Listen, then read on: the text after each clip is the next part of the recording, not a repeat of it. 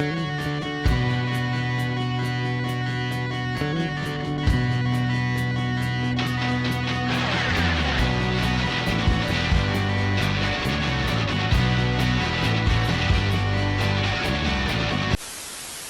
evening, everybody. Welcome to another one of the Breakdowns open mic nights, where we're going to try to see if we can have maybe a little bit of a conversation. Who knows what'll happen? If you want to weigh in on the conversation, then by all means you can join us in the chat. Leave your thoughts in the comments, questions in the comments, any of the things. Leave them in the comments. I will read them. We will discuss. Alternatively, if you're a fan of the Twitter machine, then you can hop on the Twitter Spaces and we can have us a voice conversation. That's the best that we have so far for the call-in component of the show. Now, I've learned a few things so far, and this will be our third open mic that we've done. And one of the things that seems to be a reality of these open mics is it takes a little while for people to realize, oh, right, it's Thursday. Sometimes apparently that person can even be me. And so I came a little bit more prepared with the vamping tonight. I have two broad topics that I'm going to kind of talk about, tease a little bit, and then hopefully we can get into things a little bit more on our live Sunday show. But we'll go from there and we'll see what we see. So that being said, let's talk about one of the first really big announcements that we saw come up this last little bit, June 18th, 2026. And this has been, and we're going to be doing, to be very clear, we're going to be doing a much deeper dive. So think of this as an introductory piece, sans the clips and the all of the regular receipts. Because on June 18th, 2026, we saw the province announce that they were announcing, re-announcing, not really sure how to phrase it, but they found themselves a very enthusiastic optometrist I think he's an ophthalmologist. I'm not sure. He was an eye doctor, and to announce the expansion, the regulations, the what have you, on what is called dual practice. So for anybody who's unfamiliar, when we're talking about dual practice, what we're talking about is the highly controversial idea that if you have a doctor and he sees their panel of patients, so they have their patients that they see, and maybe they're a surgeon and they are referred and they do work in the public health system doing the surgeries. What if we said to them, hey, instead of just doing the regular fee for service that the province pays for, what if we let you bill people directly?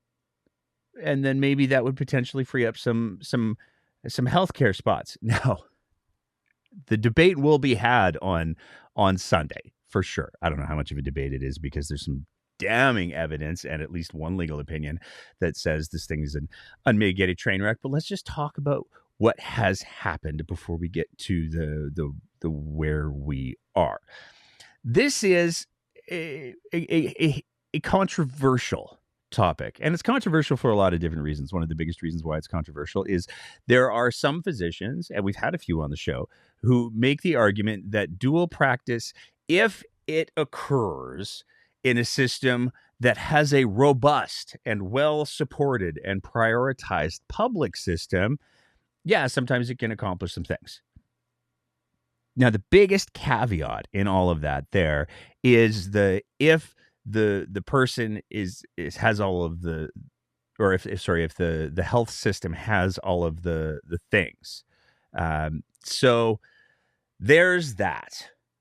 We don't have that in Alberta. We have some of the lowest ratios of physicians to population in the country. So we're in not in the optimal position to even be entertaining something like dual practice. But there's been a lot of, I don't want to say overreaction because it's a very bad thing. But there has been some overreaction that has occurred that is important to highlight And so I'm going to try to do that while I desperately wait for questions, comments in the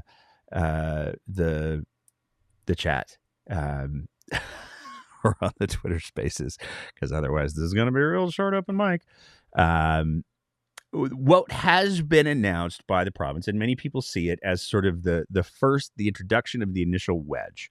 What has been announced by the province is eligible procedures will include those, I'm reading from the Government of Alberta website, eligible procedures will include those already accredited by the College of Physicians and Surgeons of Alberta for these facilities, such as orthopedic procedures. So we are definitely talking about the expansion of the chartered surgical facilities, hip and knee replacements, cataract surgery, select ear, nose, and throat procedures, gynecological surgeries, dermatology, plastic surgery, and minimally invasive general surgeries such as hernia repair.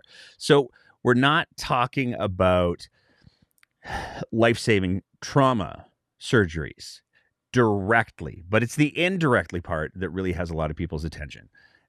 One of the really big parts that has people's attention is, yes, that's true, but you're still draining a lot of resources away from the healthcare system. And so with all of that, there's some reality, and there's a lot of evidence to demonstrate that in a under-resourced healthcare system like we have in Alberta, if you expand private practice where surgeons, physicians can charge outside of the public health system, then you will be depleting resources, because you're going to be pulling nurses out of the public health system. You're going to be pulling, obviously, surgeons to some degree out of the public health system, or fatiguing them for sure. You're going to be pulling the support people, the nurses who work in surgeries, the anesthesiologists, all of that. These are all people who will be being pulled out of the public healthcare system to some degree. Resources will be pulled out of the public healthcare system to some degree. So that's not great. And it's a very complicated, great big issue. So if you have any health stuffs, throw them in the chat, hop on the thinger, and we'll go from there. We do have a couple of questions, thank goodness. So I'm going to hop over to the chat right away. And this is my second topic right here. And this has been fascinating to watch. And I'm glad that we can kind of get into it tonight, because I think it is much more of an open mic conversation piece than it is necessarily a regular show deep dive, because it's so silly. But I got to say, out of the gates, Jeromy Farkas, Mayor of Calgary, has been crushing it with the comms situation. And this is where it's a weird situation. And this is something that I think that especially given the revelations that came out today, that currently former campaign manager, organizer, Pierre Poilievre's, go get him, girl, Jenny Byrne, who's now registered as a lobbyist. Her lobbying corporation company has been registered as the lobbyist organization for Pennyland Entertainment, which is the parent company of Cowboys, to lobby. And that puts an interesting spin on things, because the way that this whole situation has unfolded has been pretty bonkers. It's been pretty nuts. The government of Calgary City Council has been pretty transparent that everybody who was going into this Stampede season had been apprised of what the new rules were. They had also been apprised that if they took the appropriate mitigation steps for noise and stuff, that they would be allowed to do things. There would be exceptions made. And the main, it seems like, the main organization that's involved in this, Cowboys, has decided that they don't like those new rules on weekdays. And this is, again, to be clear, the new big rules that are in effect for weekday concerts. This is not weekend concerts. So the weekends are still going to be dumb and loud. The weekdays are going to still be dumb and slightly less loud, slightly less late. And for people who live and work in the downtown core, that's probably not a terrible thing because sleep's nice, I'm told. So that was the spirit that the city had approached these things. But earlier in the week, we saw it sort of launched with an editorial that was penned by the owner of Penny Lane Entertainment, and then all of the conservatives from across the country. This is the most advocacy I think that we've seen for Alberta from Pierre Poilievre ever, perhaps. All of them weighed in. The fun police. Oh, the city's just trying to ruin everybody's good time. They're trying to destroy Stampede. The hyperbole was off the charts, and it certainly did have a little bit of a coordinated feel to it. Now, whether or not it was coordinated, that's for some people to know and probably never take responsibility for. But the fact that we have this revolution that the one of the masterminds of the conservative movement in Canada is lobbying the provincial government on behalf of Penny Lane Entertainment, that's not nothing. It's certainly interesting, to say the very, very least. Where it has blown up, though, has been the misinformation and disinformation and misrepresentation of what's actually going on. So let's talk about a few things that have to do with the Calgary Stampede to begin with. First of all, if you take a look at what time the grounds close, the Stampede grounds, where, the actual Stampede is, it closes before many of these downtown concerts do. So it's not really anti-Stampede to say you may not concert till outdoor concert with all kinds of noise to the wee hours of the morning. You cannot do that because people need to sleep. They need to be able to function. The downtown core is a big place that we're trying to make vital and revitalize the downtown core. It's been a whole thing in Calgary for a while now. I've heard a few provincial politicians talk about the importance of revitalizing the downtown core. So in order to do that, you have to have people who want to live there, not just come down for a couple of days of the year for a major concert. That's the first piece. So there's that. It's been misrepresented. It's not the Stampede, the Calgary Stampede on the Calgary Stampede grounds that's being impacted by this in any meaningful way. It's the big concerts. Okay, that's an important piece of context. But the way that the situation escalated to where we had Danielle Smith, Rob Anderson, all of the conservative heavy hitters at the provincial level saying, "Oh, it's the fun police trying to shut these things down." It's not really what it is, though. And Jeromy Farkas, Mayor of Calgary, has done a masterful job. And here's the thing. And anybody who follows the show knows I don't have a problem with somebody throwing down the word bullshit when it's bullshit, especially if there's a time of year. I'm just going to say it. If there's a time of year to throw down the word bullshit in Calgary where it's culturally relevant, it's Stampede. It's acceptable. Like, that should just be right beside Yahoo. No bullshit. Or something. I'm not a marketing person. Jeromy Farkas's, Mayor Farkas's releases have cut through the bullshit incredibly effectively. So that's been one piece. And the question on the screen is, do you think Danielle Smith is using a spat with Jeromy Farkas to cover something up? I don't necessarily think she's using it to cover something up. I think that it's always good to have a distraction from things like the dual billing. I think that it's always good to have a distraction from it's bread and circuses.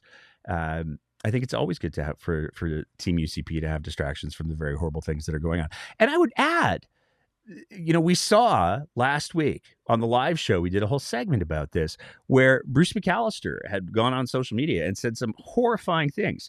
There was requests made from First Nations folks. Please apologize for the horrifying things that you said. Bruce McAllister has not publicly apologized. Dan Williams retweeted Angry Caillou talking very racisty about tourists in national parks. Dan Williams, the Minister of Municipal Affairs, did that.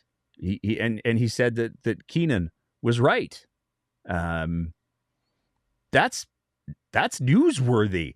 In normal times, that would be newsworthy. So having something like the city of Calgary is trying to ruin the Stampede is a perfect sort of distraction for Danielle Smith. I don't think that it's I don't think it needs to be any more complicated than that. I think they have a lot of things that they'd love to be able to change the channel on, and this is exactly the sort of bread and circuses kind of thing that allows for people to get incensed. But that's why, again, I think that Mayor Farkas did such an amazing job of cutting through the bullshit to address what was actually going on. It was really impressively done. But then the second piece that I want to talk about for a sec, and I may owe some country music fans an apology. I don't know if I do. I may owe. You can let me know what you think in the chat, whether or not this is apology worthy. Country Thunder, and some people would argue a event that was moved from August to June, right before Stampede, which is a bold choice because now you're trying to upstage in some ways the greatest outdoor show on earth, where there's going to be lots of country music and people are looking forward to spending their money. Now you're upstaging that, and there's rumors, hints, allegations, things left unsaid that maybe the ticket sales were not so hot for this year's Country Thunder. And then you have the weather forecast that was absolutely miserable for this weekend in Calgary. We're supposed to get a lot of rain. Not great weather for the outdoor music festivals. But if that wasn't enough for an already beset music festival, allegedly, the headline act got, and I hope he's doing okay. I don't know anything about him because I don't really listen to country music all that much. I listen to old stuff, but not like new stuff. It's beer and pickup trucks is boring. You got hit in the head in a golf incident, as is the country way. You can tell the real cowboys. Got hit in the head, required stitches, concussion, canceled all of his acts. So Country Thunder was having a bit of a week. They did set up their stage. They did set up a bunch of their tents. And then they did cancel yesterday, midday, suddenly, and just basically said, we're taking our ball and going home. And they tried to blame it on the city of Calgary. And this is another area where, again, the ability of Mayor Farkas to just say, okay, but here's the actual facts. Not to, he wasn't long-winded. He wasn't grandiose. He was just like, okay, here's the actual facts. We sat down with them today, and they said it was fine. Everything was fine. They didn't have any concerns about the construction. They didn't have any concerns about any of the other things. We'd mitigated all of that. They were happy. Everything was good.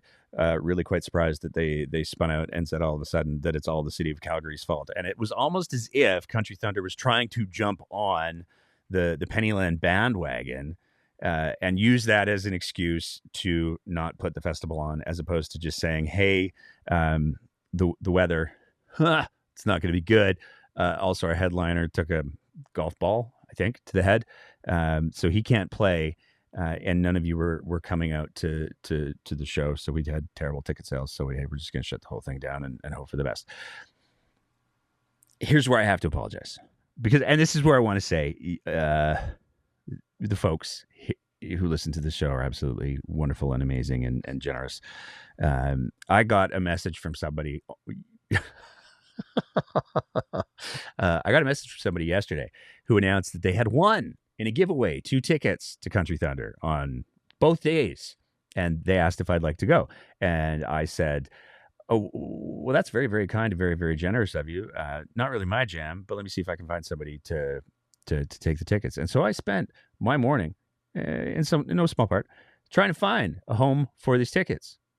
And then they canceled the the event. So I don't know if it's my fault for trying to pass those tickets on that Country Thunder was coming, but it's probably just as plausible as all of the reasons that Country Thunder publicly announced. So there's my things on that. Let's go back to healthcare. We got a question here. Is all of this against the Canada Health Act? The federal government needs to step in and stop this. In Alberta, Ontario, Ford and Smith, both, all caps, need to go. Yeah, it appears to be. And that's one of the things we're going to be going in depth on Sunday's show, because there was a legal ruling that was issued, not a legal ruling, a legal opinion that was issued today that says this is absolutely against the Canada Health Act. Now, where it gets complicated is the very best, by most interpretations, that the federal government can do when it comes to this, and this might be something that Danny's counting on, I don't know, is say, oh, you are breaking the rules with these things, we're going to withhold some funding. And that's not great. There are, of course, legal challenges that can be launched, and that's entirely a possibility. But when it comes to the enforcement and from my understanding, and we're going to get the for sure answer on this before Sunday, but from my understanding, the best that the federal government can do is withhold funds. And if that's the case, then the federal government withholds funds for Alberta's healthcare, and Danny gets to go, see, they're withholding funding. We're underfunded. That's why we so desperately need these other private options. So it's a bit of a snake eating its own tail that we could be potentially running into. Let's see, what else do we have here in the chat now that we got some folks. We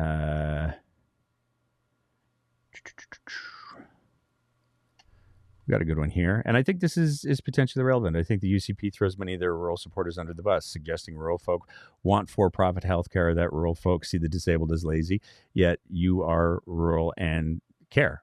Well, I live in Calgary, but I was born in rural. And I think that it is profoundly disingenuous. And I think they do throw their rural supporters under the bus, because I don't think rural Albertans want the private healthcare. I think they just want healthcare. I think they're tired of seeing the Peter Lougheed era hospitals shuttered, converted into other things, and not being fully utilized. I think they're very, very tired of that. But that's a product of funding. That's a product of government will more than anything else. So there's my thoughts on that. Apparently we have a two-parter question here. Hey, Nate, two-parter for you. You've run for public office a few times. Yes. We all make mistakes in our past. I have taken ownership of that. I don't think we need to keep bringing that up. How do you feel about the Tory party? Any interest in throwing your name into the hat alongside people like Bonnie Critchley? That's a fun question. So, how do I feel about the Tory party? I'm struggling with the Tory party is what I'll say. I think that having a conservative option in the province of Alberta that's actually conservative and principled is a very, very good thing. I think it's a very, very important thing. I think it's part of the cultural fabric of Alberta. I do not, and I have said this many times before, believe that the UCP is in any way a conservative party. I think they're populist. I think they're regressive, sometimes a little fashy, but I don't think that they are what any traditional conservative Albertan would consider to be conservative.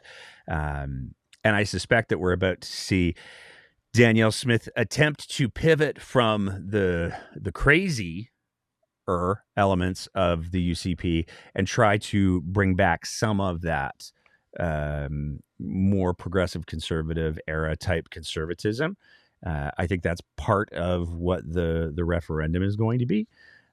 Whether or not she's successful, that's a whole different question, but I think that's part of the strategy behind the referendum. I just don't see the Tories punching through.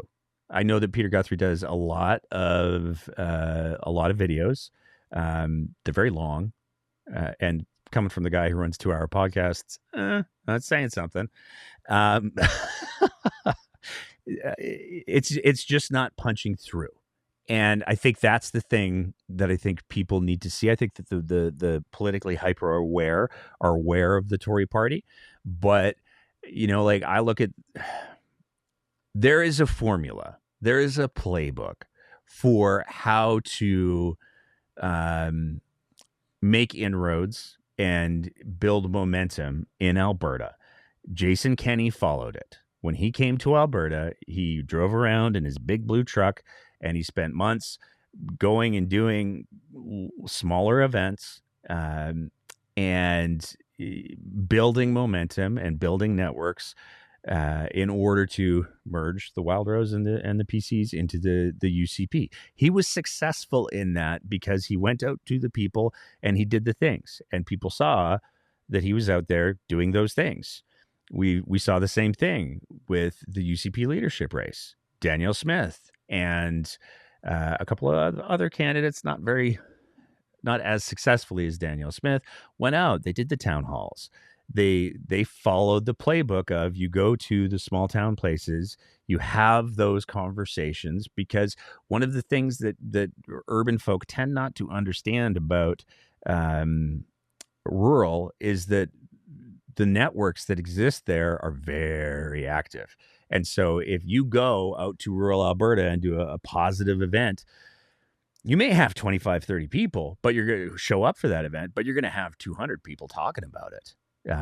And that's not nothing. We're seeing Thomas Lukasik replicate that process as well, with his tour of Alberta. Not once but twice now. That is how you build momentum in this province. And while I think that it's great that Peter Guthrie is conducting a little bit of an air war, I desperately, desperately hope, for the sake of people who want a conservative option that isn't what the word I'm looking for, corrupt. I don't know if that's the word I'm looking for. It just came out. If they want a conservative option that's not, corrupt. Oh, I said it again. This is so embarrassing.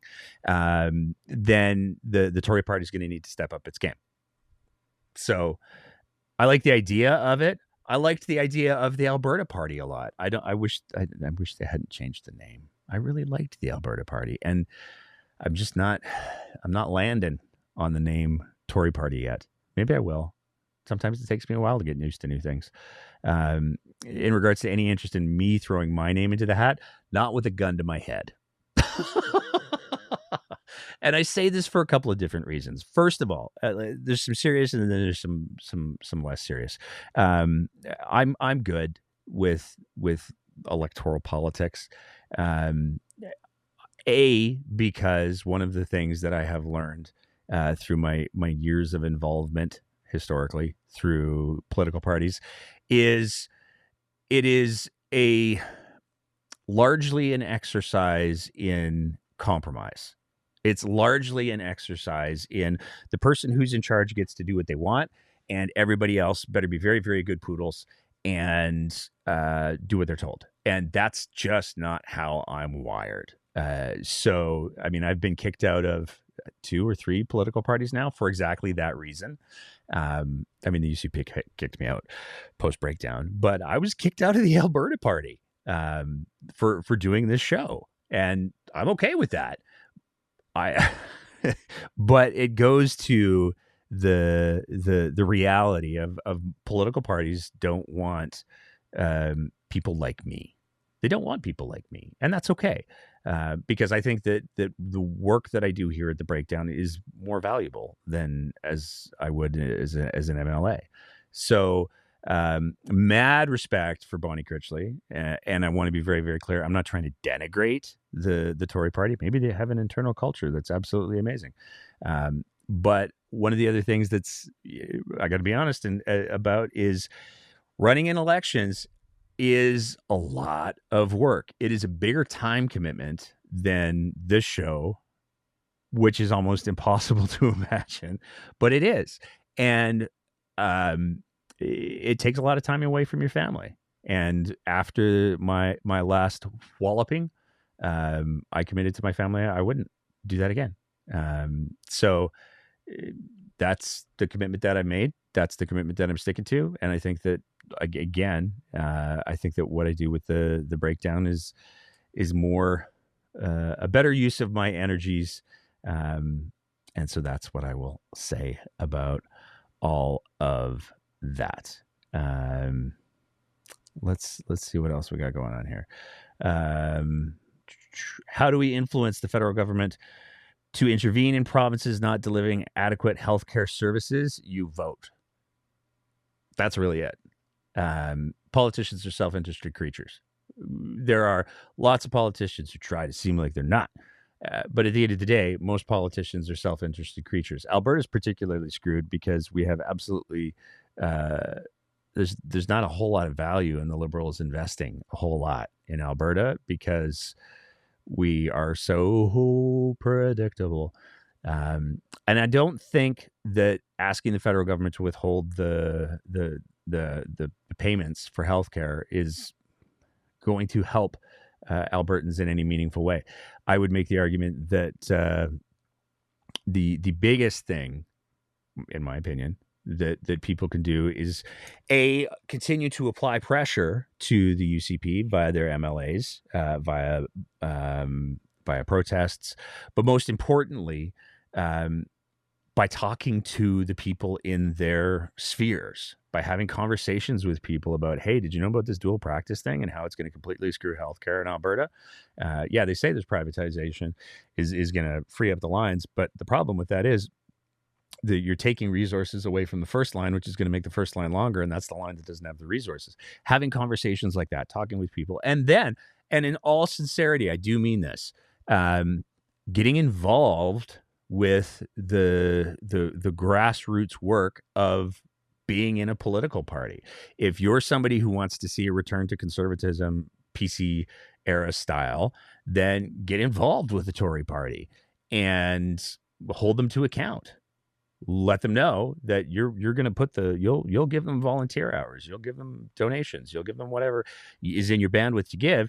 And if they start playing the same games that Danielle Smith is playing, then you'll be the first one to show up with torches and pitchforks, metaphorically, to be clear. If the Conservative Party isn't your cup of tea, then by all means, get involved with the NDP. If you're wanting to see a change in policy from this government, it's that kind of pressure. And the reality is, here in Alberta, it is the perfect time to be getting involved in those things. We are at best a year and 4 months away from the next provincial election. And Danny can't escape that. That's happening. So the more that other political parties build momentum, build resources, build infrastructure, the more she's going to dial down the crazy. And like I said earlier, I strongly suspect that we're going to see Danielle Smith over from the point where the referendum fails. And by the referendum, I mean the separatist question. From the point where that fails, you're going to see her starting to move away from the separatist stuff and try to present the UCP as being a more PC party. To be clear, it will be a facade. I think there's too many people in that party who hold the levers of power for it to be successfully rebranded without disintegrating. So it's not real and it's not going to work. But I think that's part of where they're trying to take the story. That makes them vulnerable. And that's why I would say that organizing here in Alberta is probably going to be the most important thing if you want to see policy changes. And that branches to the next question here. How do we make electoral reform the big issue before the next provincial or federal election? It's got to be a federal election, to my understanding. And I don't know. And again, it goes back to my great frustration with the bill of goods that Justin Trudeau sold Canadians, because he ran on that. And then he was like, oh, it turns out I really like the power too. So I'm going to keep things as they are.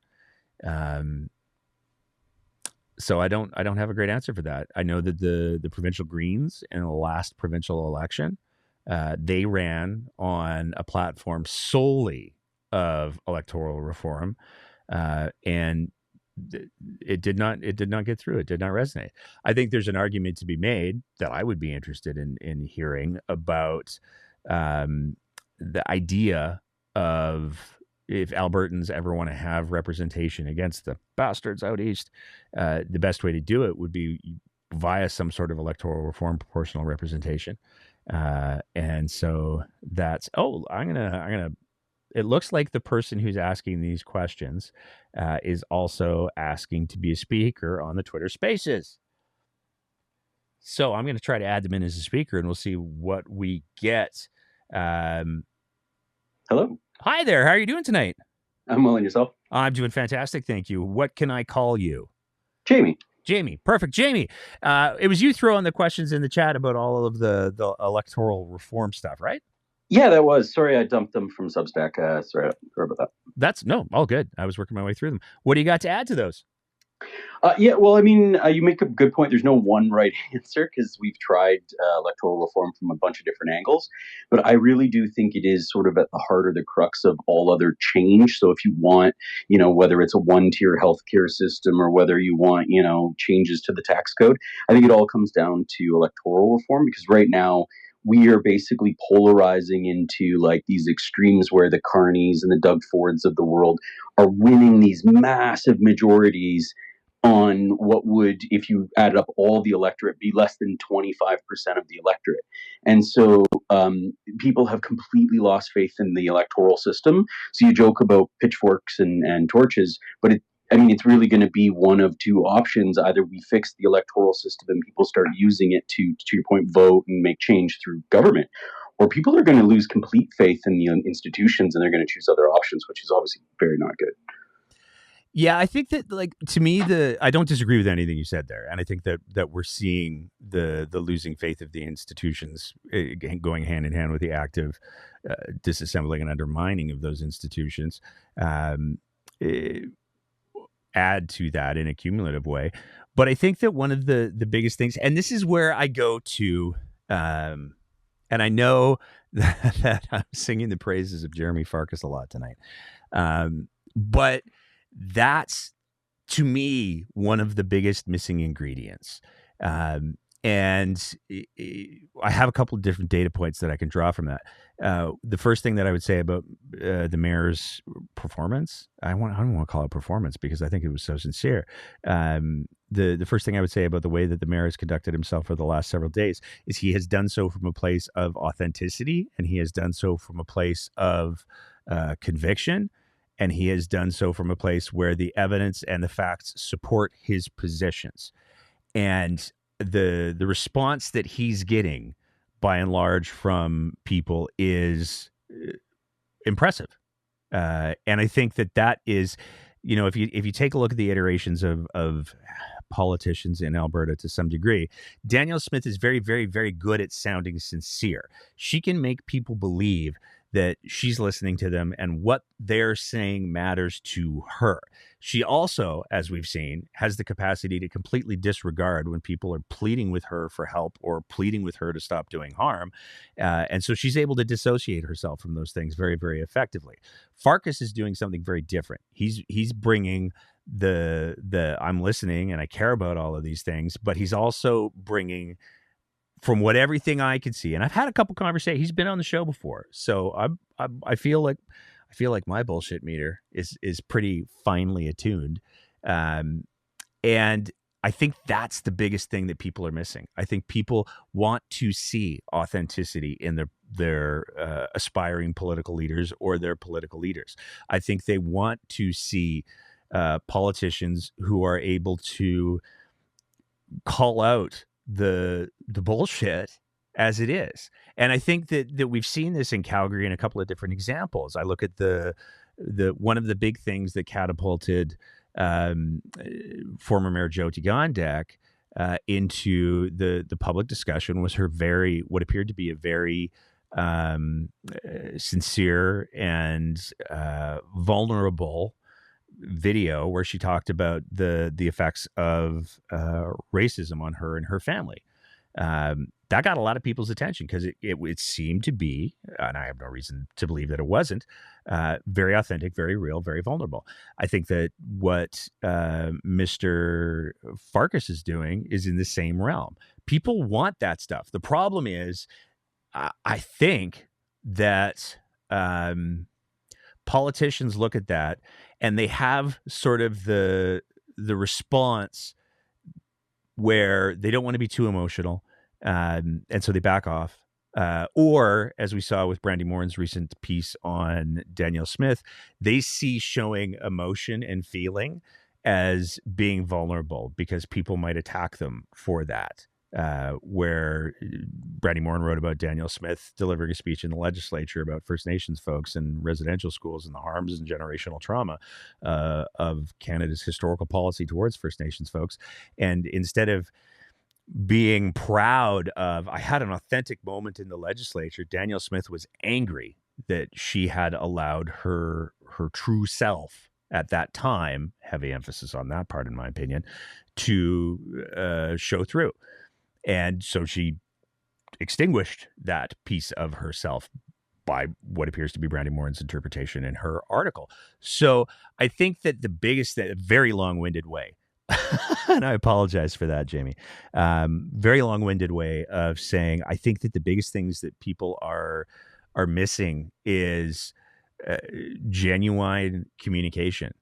I loved how Farkas did his first video and called out all the bullshit. And I loved how on his second video, he's like, okay, so I'm not going to swear in this one, because he still brought the same intensity. He still showed that he's got that gear, but he also, in a subtle way, showed that he was listening to the people who were upset that he had said bullshit.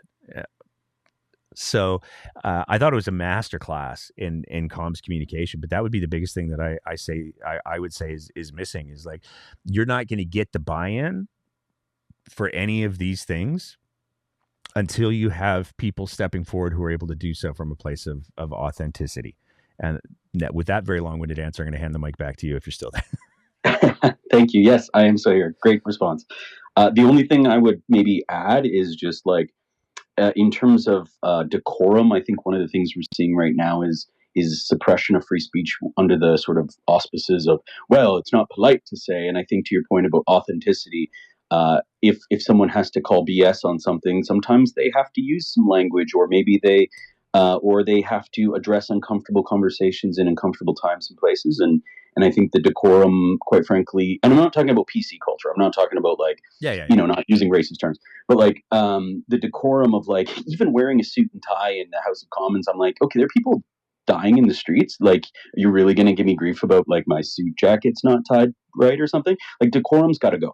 Right now is not the time for that. And I think it extends from, everything from how people act and talk and wear what they wear in the House of Commons or whatever. And it all goes back to authenticity. It's, are we having a identity politics debate here, or are we actually trying to get some work done? Yeah. And I would agree with you 100%. I would also make the argument, like, and this is one of the pivots that the breakdown has made over the last little while, is you get to define the terms under which we engage. If you engage in good faith, we will engage in good faith. If you engage in bad faith, then maybe we get to do a little bit more of the meme satire stuff. And I think that we've expressed that very, very clearly. But in order to have decorum, in order to have those norms, which I think are good aspirational goals, I think it would be great if people could be in the legislature without chirping over each other constantly and without the name calling and with all of that. I think that would be great. Do I think that we are in a place where the governing political party is creating or supporting an environment where that can happen? Absolutely not. Absolutely not. The allegations that we've seen over the last couple of weeks. I mean, we saw Danielle Smith at her press conference where she announced the Danny Bucks, where she was asked if she would condemn the behavior of two podcasters from Ontario, no less, who had been harassing the AHS CEO and were cited for criminal contempt by a judge on the basis of how viciously they harassed her. Danny, can you condemn this? Well, it's before the courts. And all of that was within the context of she appears to have referenced their podcast inside of the legislature. So if you're getting your giggles or whatever out of two podcasters that have, on appearances, been hired by someone, long dramatic pause, to, as the judge put it, conduct a sandblasting campaign against a litigant who's suing the government to sap their will to continue with their litigation, and you're embracing that with glee and referencing it in the legislature, you don't get to claim any kind of decorum because you're being a schoolyard bully at best. Worse, you're cheering on the schoolyard bully whose payroll we certainly do not know who they were on yet. So I think that's the piece that I would add to what you said about decorum there, because I think that decorum and norms, when everybody's coming to them from the same place in good faith, absolutely. That's how you have productive meetings, when everybody agrees to the rules of engagement. But when you've got somebody sitting in the back corner going like, I'm going to say that I'm going to agree to these rules of engagement, but then I'm just going to be a horrifying fucking person. Okay, those are the new rules. You know what I mean? Yeah, it's rules for thee, but not for me. Yeah. I think if everybody can get on the same page and everybody can be respectful, that's ideally what I would like to see from our elected officials. And I think that's what most people would like to see, authenticity within that realm. But right now we're in a place where the apple cart has been so knocked over that it's impossible for people to engage that way. Because if you try to deal with Danielle Smith in the UCP in good faith, they just don't engage that way. Anything else you wanted to add into the mix there, man? No, amazing conversation. Thank you. I appreciate it. Cheers. Yeah, thank you. And again, for anybody who wants to tap in on the voice conversation, I'm going to go back to the chat here. But anybody who wants to tap in the voice conversation, hop on over to Twitter Spaces, and we'll add you in there. Lots of people saying they can't wait for the next election. This is here's the thing. I'm going to see if I can find it again, because my wonderful wife was in the chat, and in response to the question about me joining a political party, this is what she had to say. Nate equals ungovernable. And if my wife is saying that, there's not a political party leader who's going to be able to make me behave. So let's see, what else do we have there?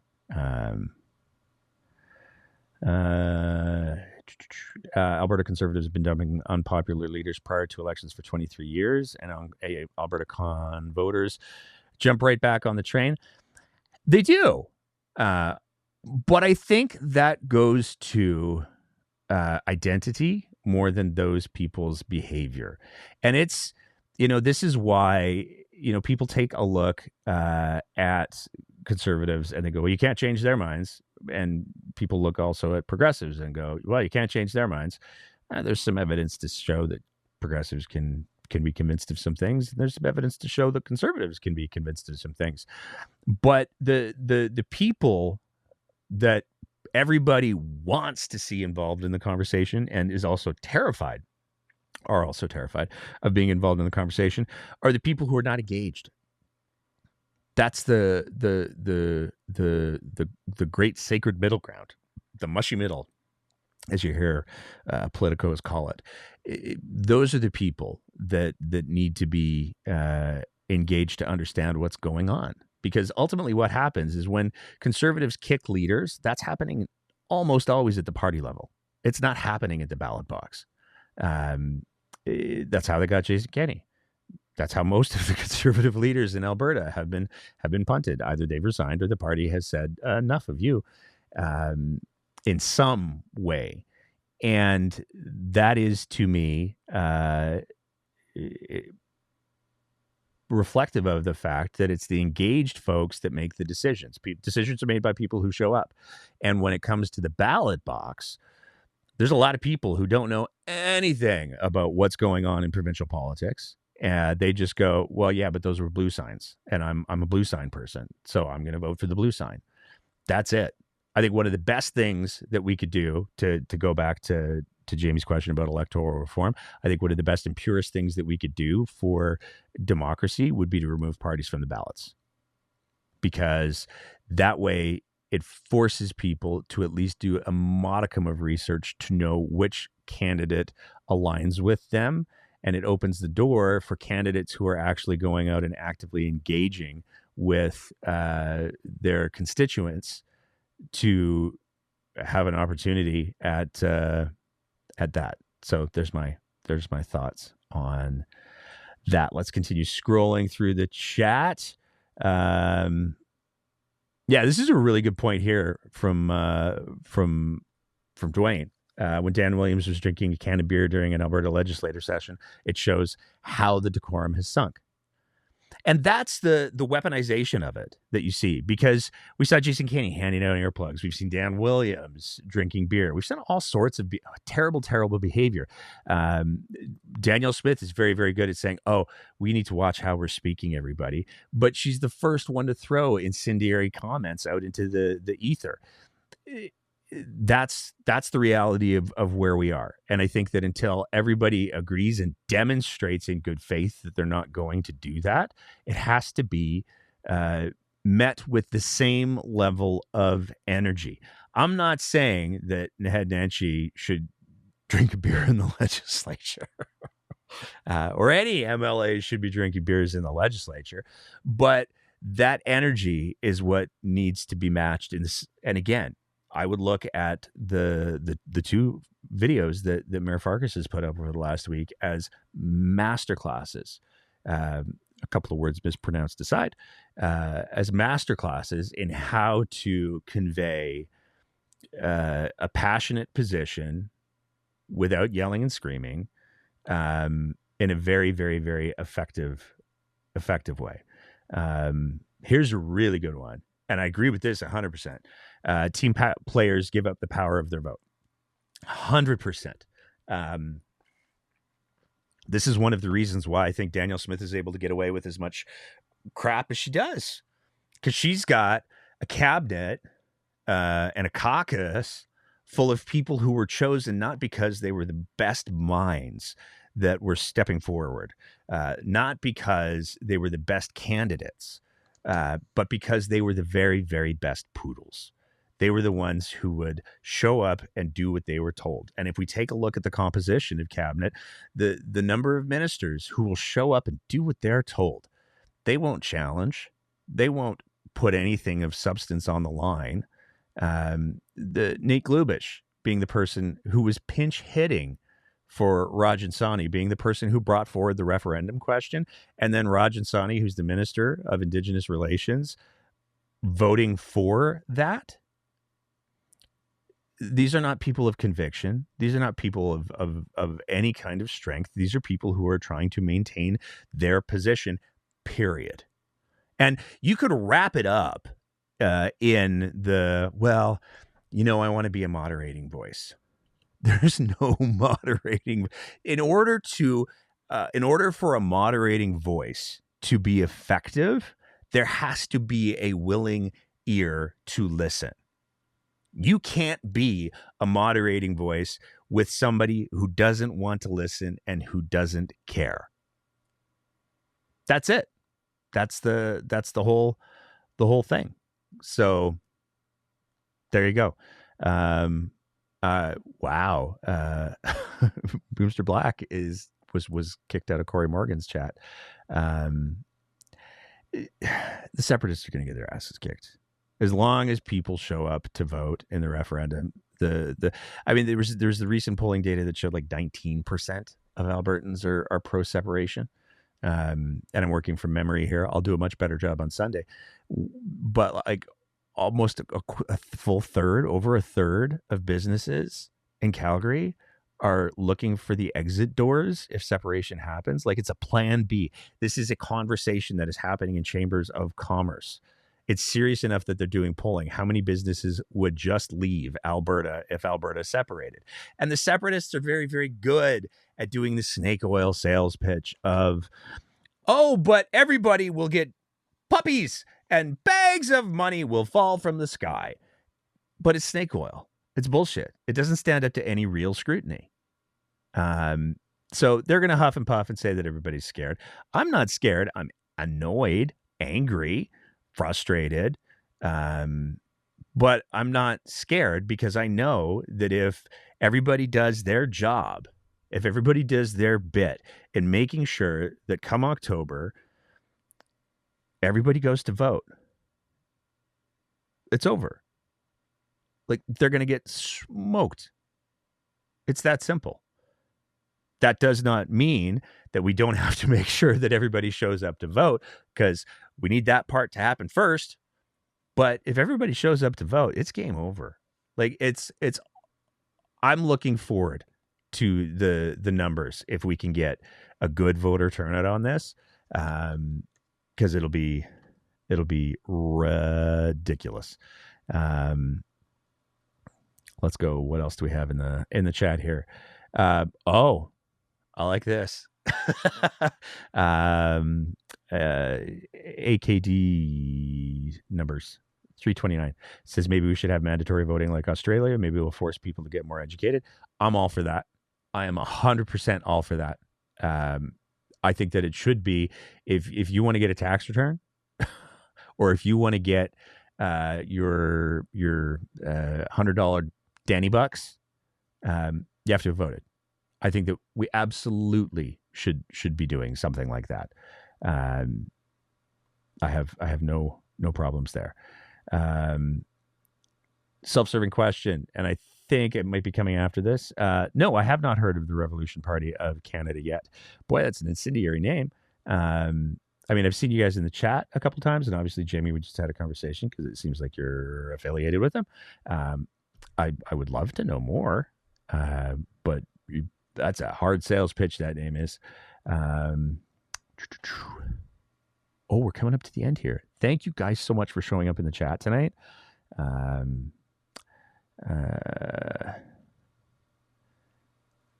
Okay, this is why I say the conversations are so important. A comment here from Final Buzzer. I've spoken with several people that are of the mindset that the chief thwarted Danny's question and it's put to bed. This frightens me. It absolutely should. That's why we need to be talking to people. That's why we need to be having those conversations. And that's critically important. What else do we have here?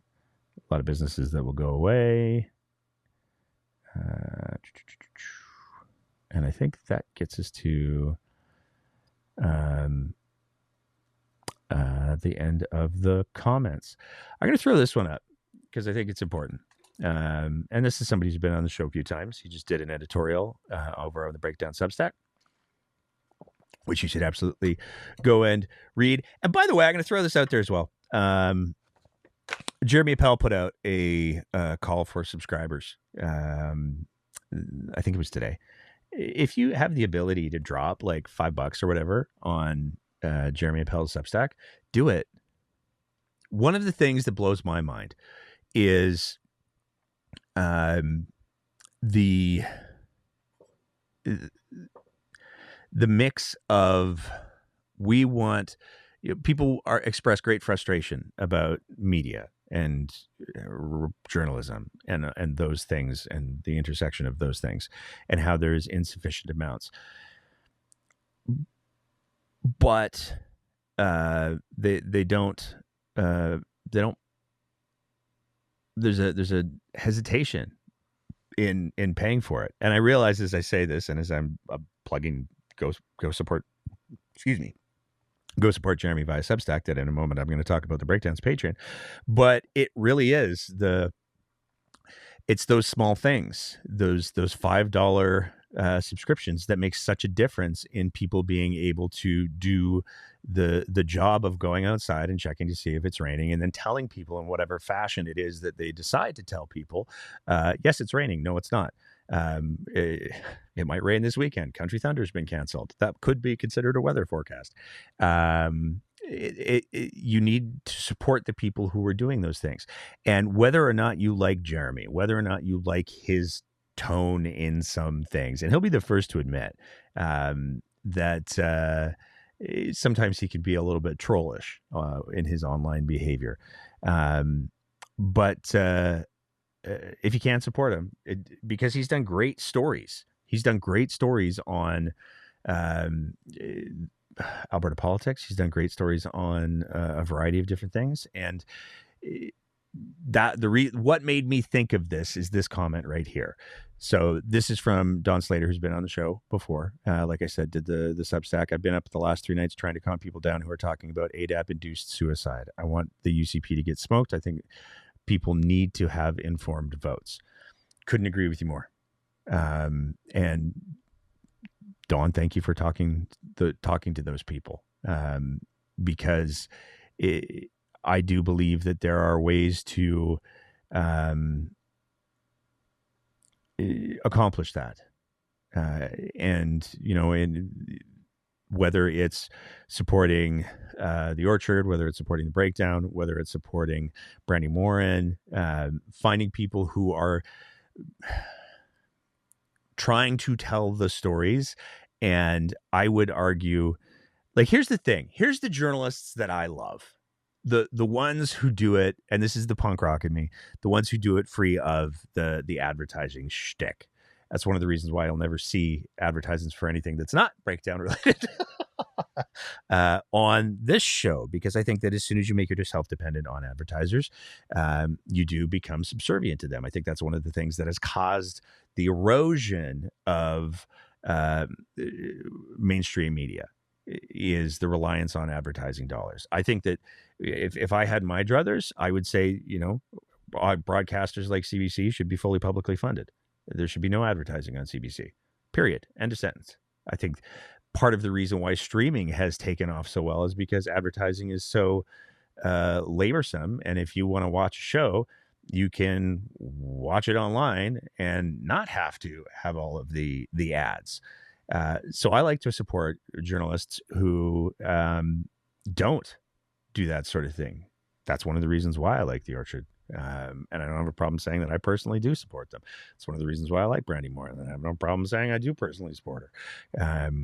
Those are the voices that need to be heard and given strength. And it does cost time. It does cost money to do the work of those things. So there's my comments on that.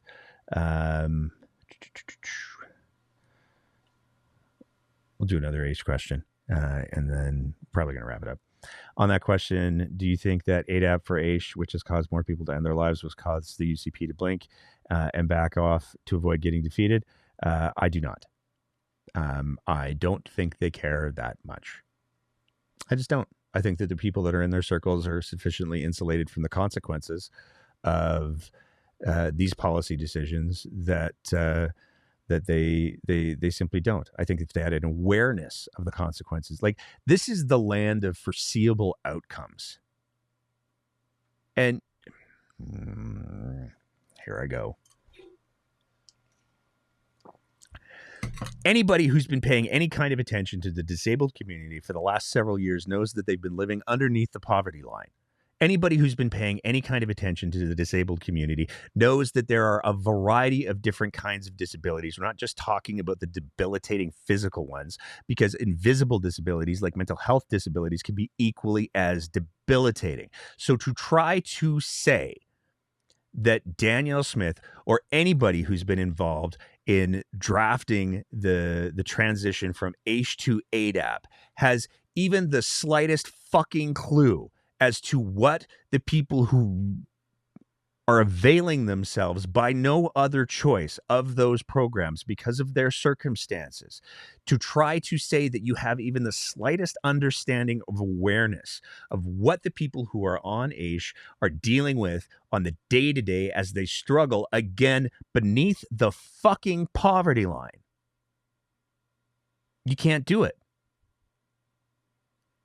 You simply can't do it. You cannot say, I understand. I have an inkling of an understanding of what people who are on AISH are trying to deal with and trying to navigate, and I'm going to continue to hold their heads underwater. I'll let them come up for air every once in a while, but I'm going to continue to hold their heads underwater. You can't say that. And this bullshit line that Danielle Smith likes to throw out about we have the most generous financial programs for the disabled in Canada, A, it's demonstrably false, and B, if you're doing a shitty job, saying that you're doing the least shitty job is not a victory lap. At best, it's an admission. Period. End of sentence. So, I don't think they care. I really don't think they care. I don't think they have any awareness. I don't think they care to have an awareness, and I don't think they care. And I have no evidence to the contrary. None. I can't look at a single policy decision that the UCP has made since Danielle Smith came into power and go, oh no, they are concerned about what's going to happen to disabled Albertans. They have this bullshit idea in their head that people on AISH are just choosing to be on AISH because it's easier than working. And that does not align with the reality that many people on AISH do still try to work in what jobs are available to them and what jobs will support what their reality is. But again, I don't know who chooses to live under the poverty line. I don't know who goes, oh, that's luxury. That's the life that I want. I don't know who does that. It takes an incredibly cynical and craven view of the world to look at some of the most vulnerable people in our society and assume that they are trying to game the system. And it is, and I've said it on this show before, that is to me nothing more than an admission about the personal character that person who's casting those aspersions is bringing to the table. So when I hear these conservative politicians, or any politician for that matter, I don't care what side of the political spectrum you're on, when I hear these politicians casting these aspersions, what I take out of that is not, that's what disabled people are doing. What I take out of it is, that's what you would do. That's what you would want to do. If you were in a position where you thought that you could have unfettered access to power and money, that's what you would do. And if anything, that's the track record that the UCP is bringing to the table. So there's you got me going. Good job.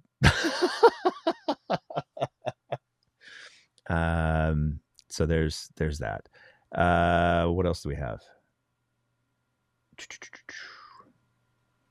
I think that's. Can you please put a list of all the journalists that you follow in the post section of YouTube? Yeah, I will. Not tonight, but I will make a segment of cool journalists to follow on Sunday, and there we go. Yeah, same thing with seniors as what my rant was there. So I think I might be caught up after that long-winded rant.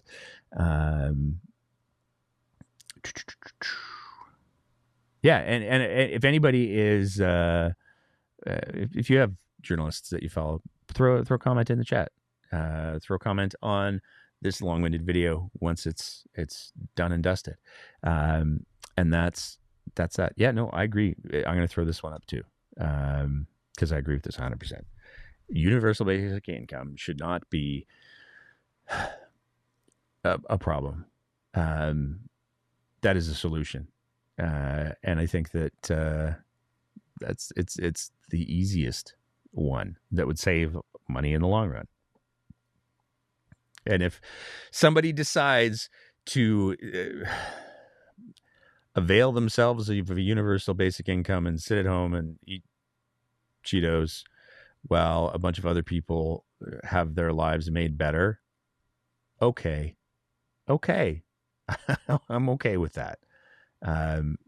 I choose to look at the people who need the help, as opposed to the twisted worldview that I'm bringing to the table there. So that's what I got to say there.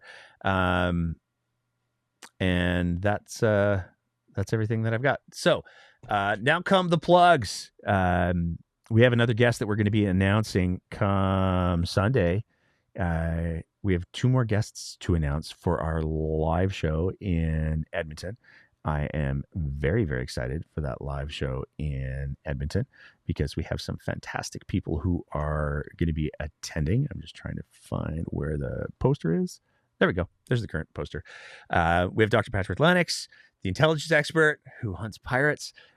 We have Dr. Jared Wesley, the political scientist who does amazing work with Common Ground and fleshing out what being an Albertan is from an identity standpoint.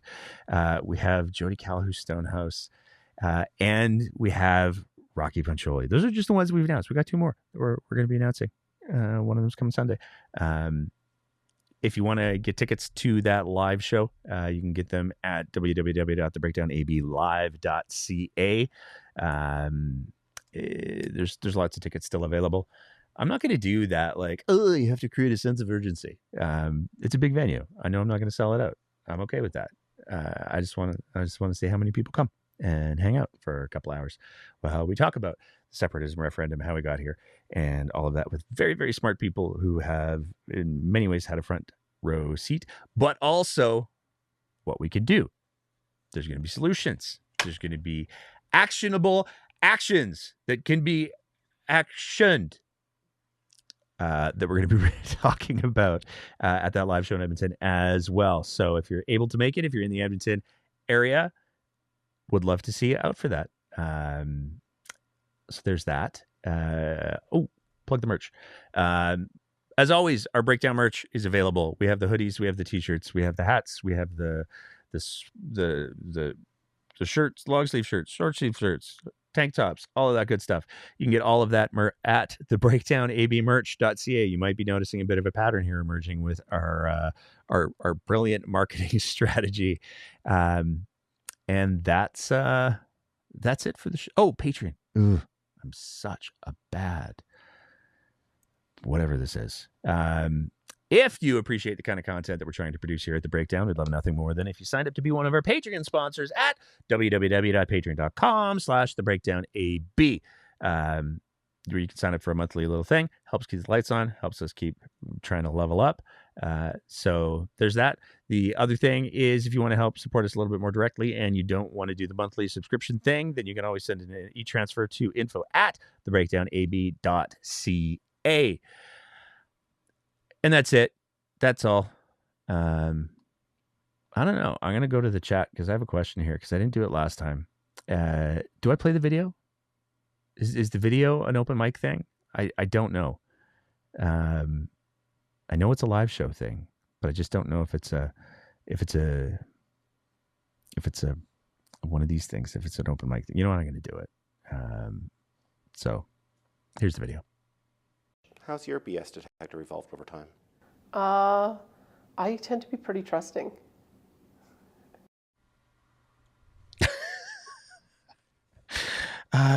Yeah, it just doesn't get old.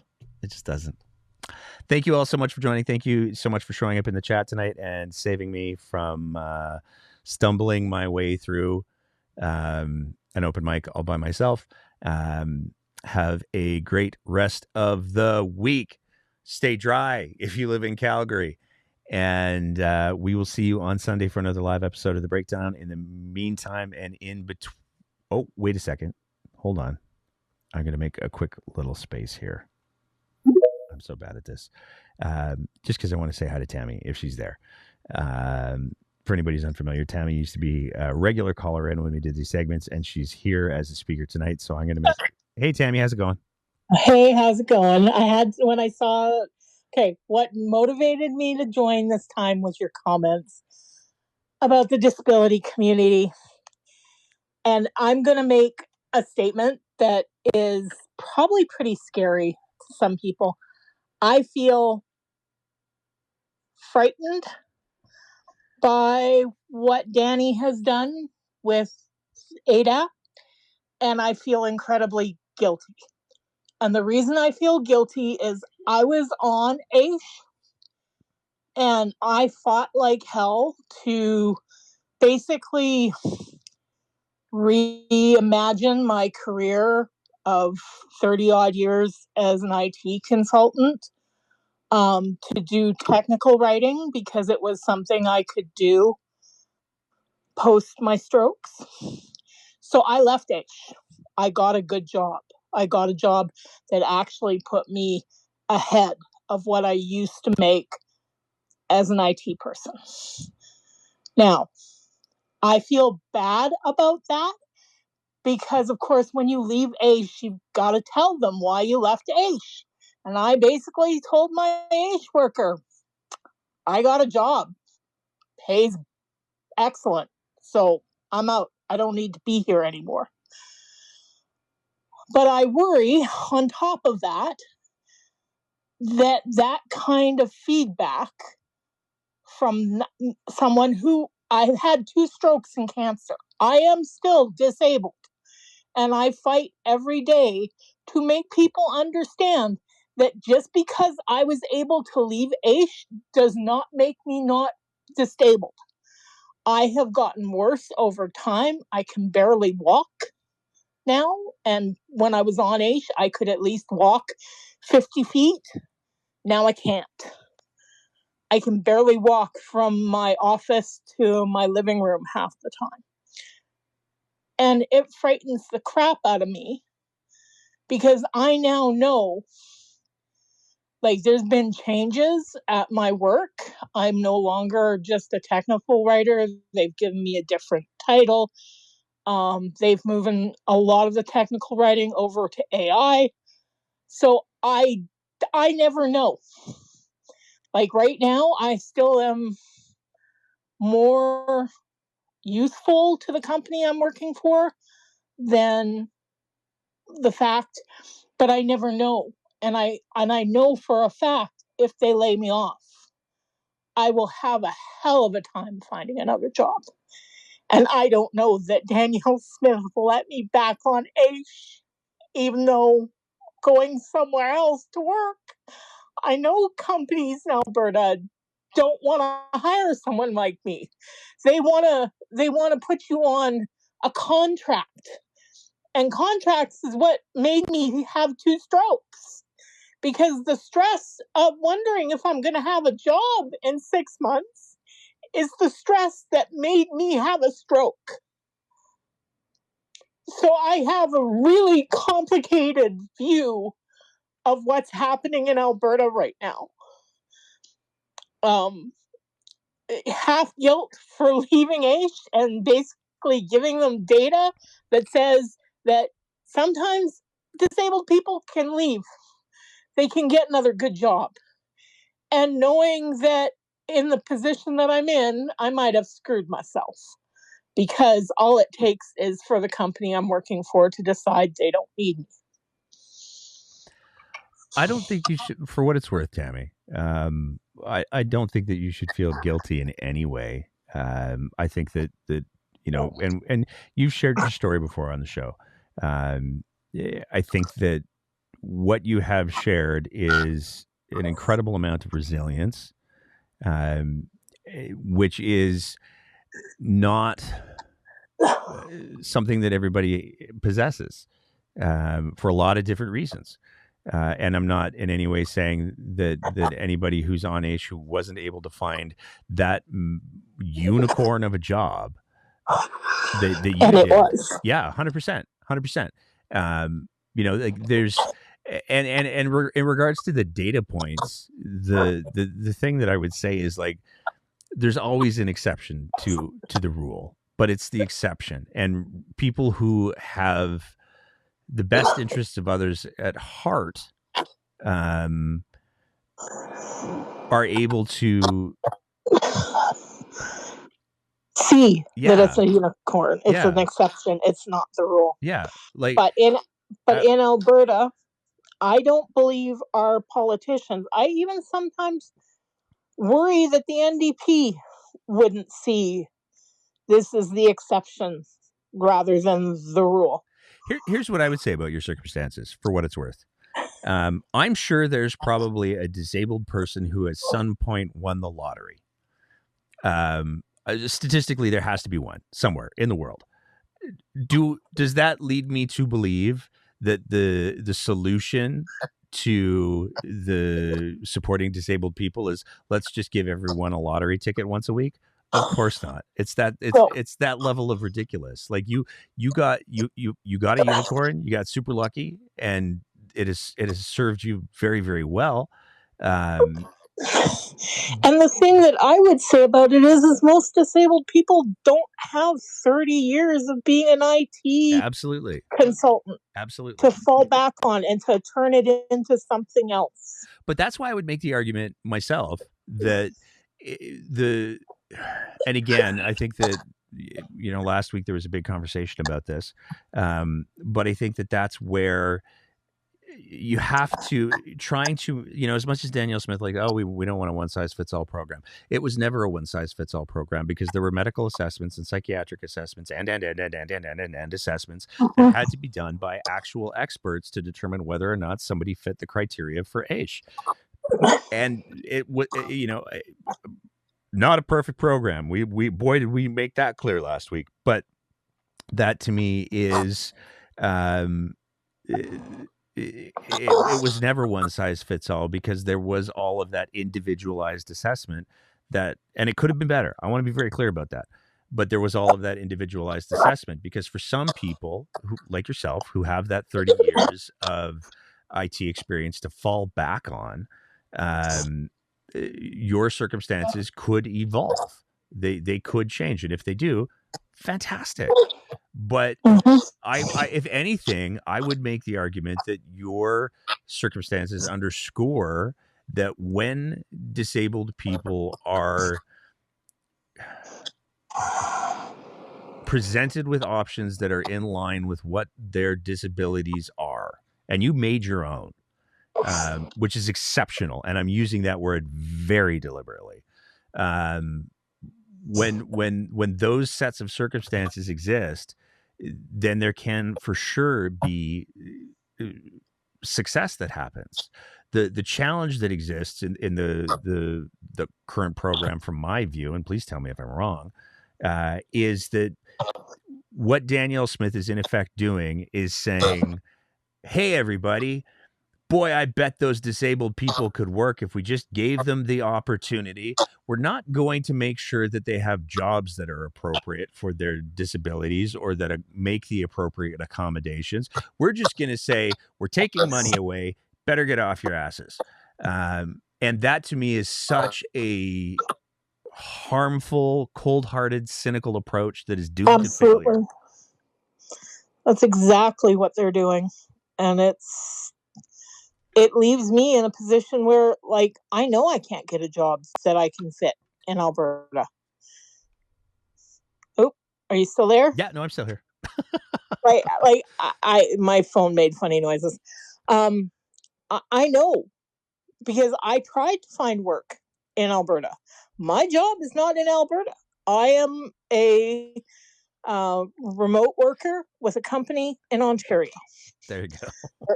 There is no company in Alberta who wants me because they have to give me accommodations. And they want to do the consulting thing or the contracting thing where they give you 6 months or they give you a year.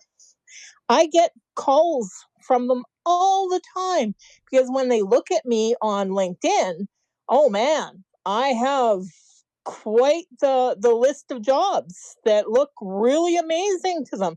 And they say, well, we have no, I don't contract. Don't even come and ask me. I don't contract. Contracting is how I had a stroke. Yeah. Well, I thank you for sharing all of that tonight, Tammy, and I hope that next week hop on earlier, and Okay. we can carve out some more time for you because I'll be honest with you, you're one of the reasons why I really wanted to make sure that we got some kind of an open mic back because I have always really appreciated your insights and your stories. So thank you very much for stepping up tonight. You have a great night, Nate, and I'll see you next week, I guess. Excellent. All right. Talk to you later. Take Bye. care. Okay, so now I'm putting a pin in it because we're half hour past the time limit. I want to say a big thank you to everybody who tuned in tonight. I want to say a big thank you for Tammy for raising her hand to speak again. And that's what we got. So we'll see everybody on Sunday for another live episode of The Breakdown. In the meantime and in between time, take care of yourselves, take care of each other, keep the conversation going.